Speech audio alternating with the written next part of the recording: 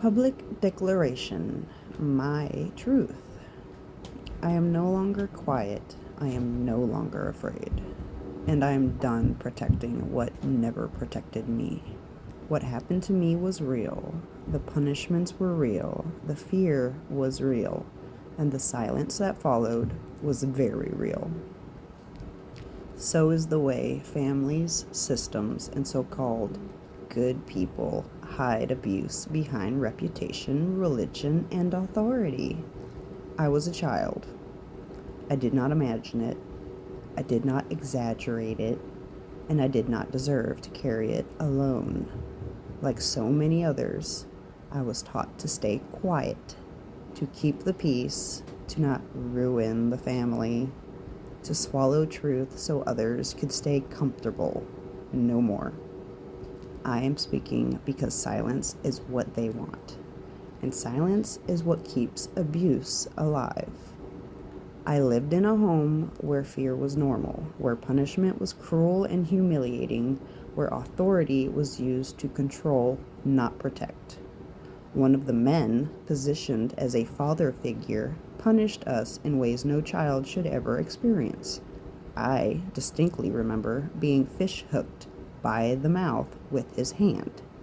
I remember being forced, along with my siblings, almost half siblings at the time, to smoke unfiltered cigarettes as punishment. We were underage. We were children. One of us, I remember, turned white and physically got sick.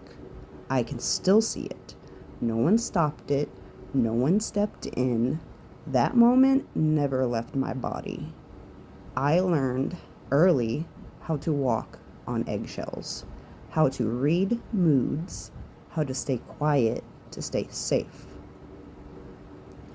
And this was happening in the same family system that later chose silence when I finally spoke the truth about sexual abuse.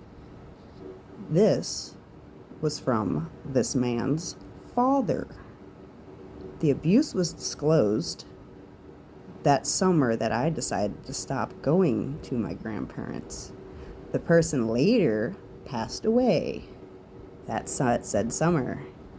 And instead of accountability, there was quiet, avoidance, a return to normal. The adults did not take action, the family did not protect me, and I was pushed out. Not because I lied, but because I told the truth.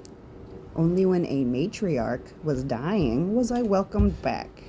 Not with acknowledgement, not with apology, but with the expectation that we would all pretend. I will not pretend. This was not discipline. This was not love. This was not Christian behavior, no matter how often that label was used. This was abuse hidden behind authority, reputation, and religion. And there is something else that needs to be said. This man didn't only abuse children. He controlled adults too. He held things over my mother's head when she was married to him. Information, circumstances, leverage. That is not love.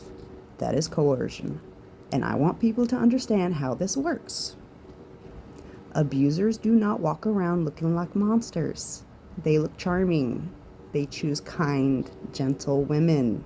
They play the role. And behind closed doors, they punish, intimidate, and control. That contrast, the sweetness on the outside and cruelty underneath, is not accidental. It's how they stay protected. I'm not diagnosing.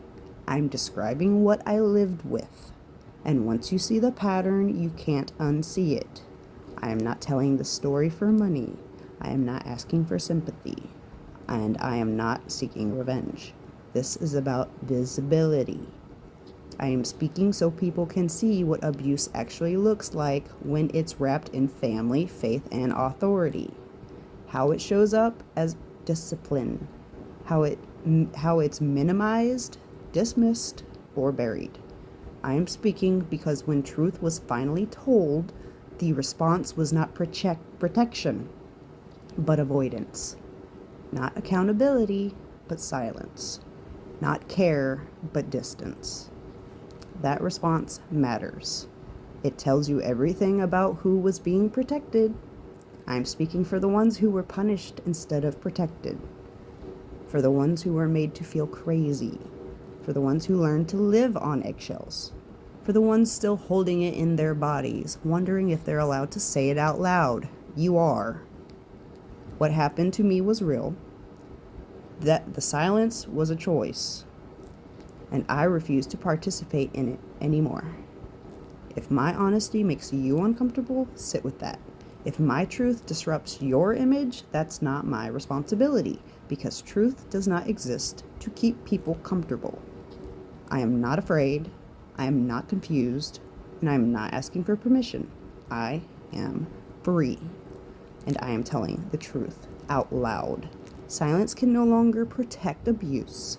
This is my lived experience, and it is not up for debate, minimization, or spiritual bypassing.